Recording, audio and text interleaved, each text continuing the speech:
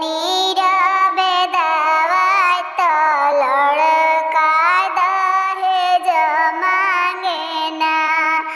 आम के बगिया में कोयल बोले बेटी अकेले रोवे ना। से हो पापा सुती नीरवे दवाई तो लड़का दहेज मांगे ना। चाचा जे उठिले दहेज लिहले आमा खोई चालिहले हो।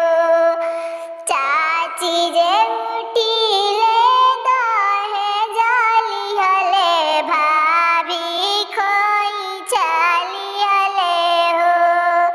सब सखी उठेलिया छत लिहले सखी आज ससुरा जाइए हो। सब सखी उठेलिया छत लिहले सखी अब ससुरा जाइए हो। भैया के बगिया में कोयल बोले बेटी अकेले रोवे ना।